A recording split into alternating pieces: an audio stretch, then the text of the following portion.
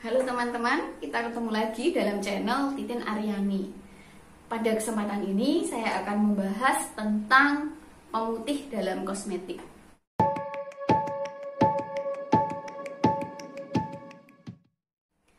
Sebagai konsumen yang bijak, seharusnya kita sudah bisa memastikan bahwa ketika kita memilih kosmetik tersebut sudah terjamin aman dan tidak merusak kulit maupun kesehatan tubuh kita.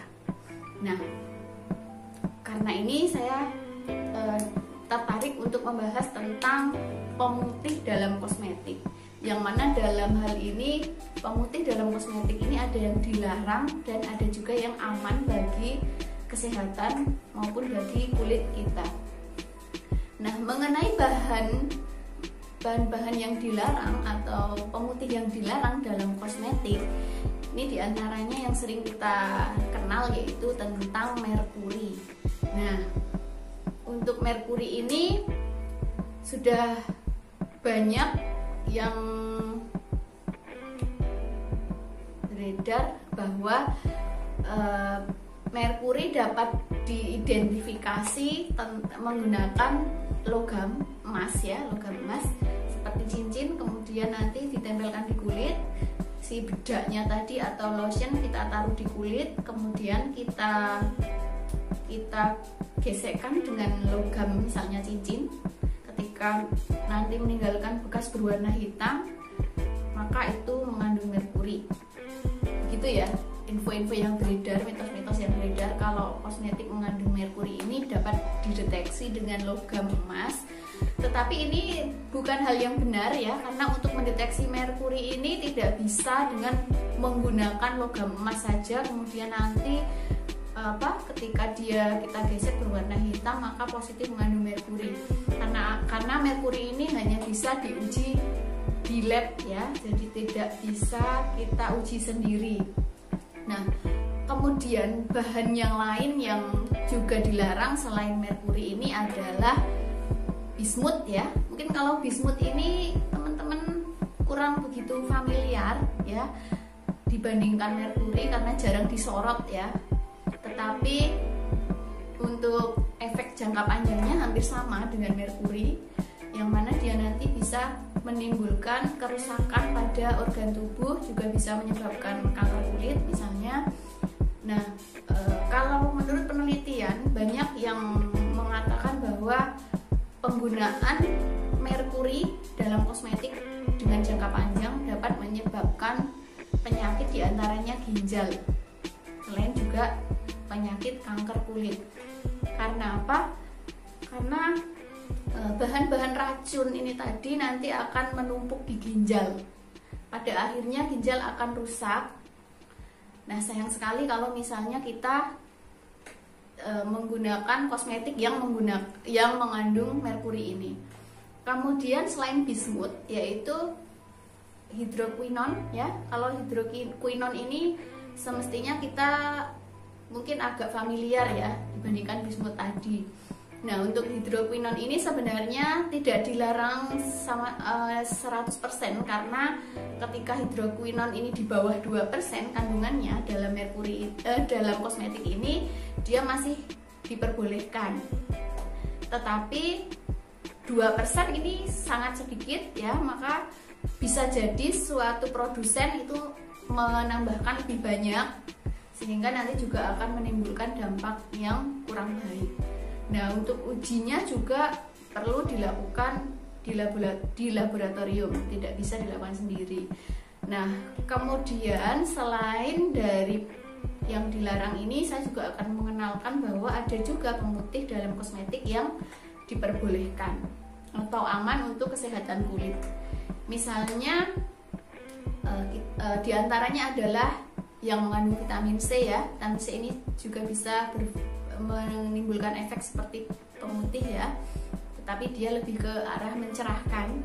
Nah, vitamin C dalam kosmetik lebih dikenal dengan asam askorbat ya, atau mungkin turunannya berarti vitamin C yang sudah direaksikan dan membentuk turunan vitamin C. Turunan vitamin C ini yang lebih sering digunakan, bukan vitamin C asli, karena dia lebih bisa menyatu dengan komposisi dari bahan kosmetik ini.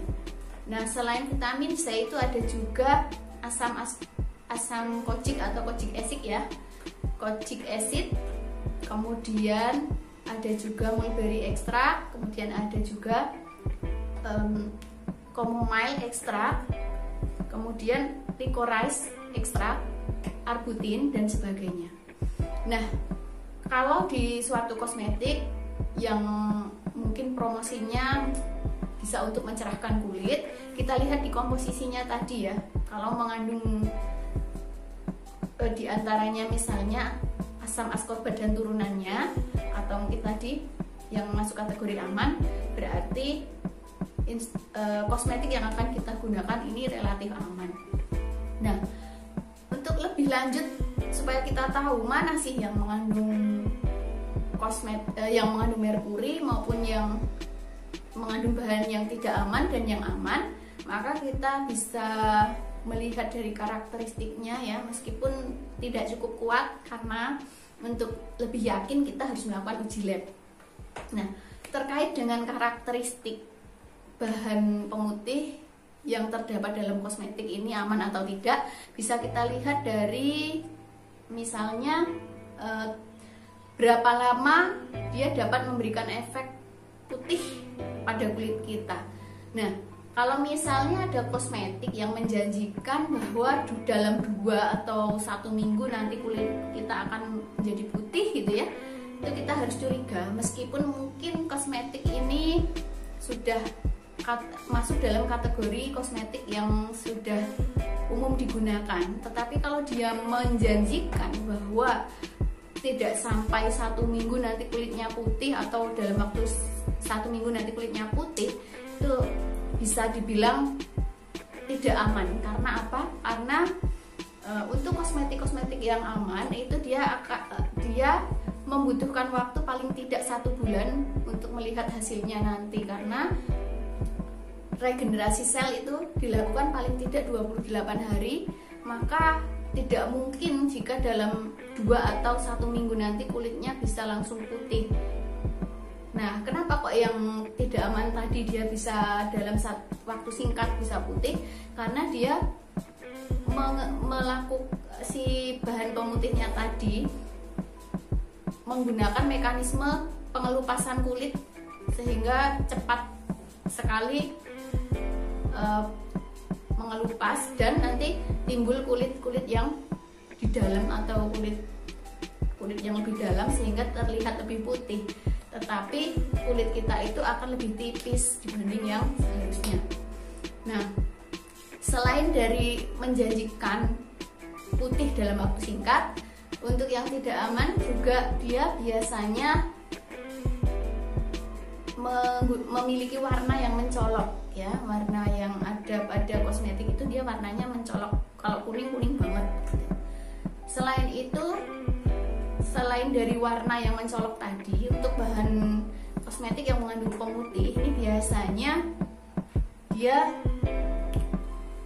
terlalu pekat ya, atau kalau diusap atau ditempelkan ke kulit itu dia terlalu sulit untuk diratakan gitu. Jadi kurang ringan, berat rasanya. Jadi seperti ditambahkan sesuatu, atau seperti mengandung foundation tetapi pekat ya rasanya begitu. Nah, selanjutnya untuk yang tidak aman ini dia memiliki aroma yang menyengat ya. Aroma menyengat ini berupa aroma bahan kimia.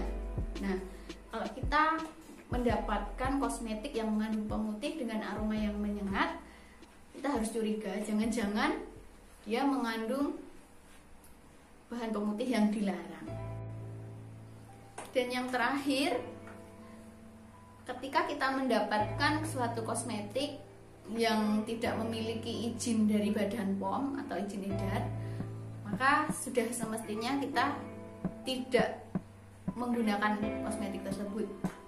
Karena kalau dia tidak memiliki izin edar, artinya belum terjamin ya, belum terjamin keamanan dari kosmetik tersebut. Demikian yang saya sampaikan, semoga bisa bermanfaat. Kita ketemu lagi dalam episode berikutnya.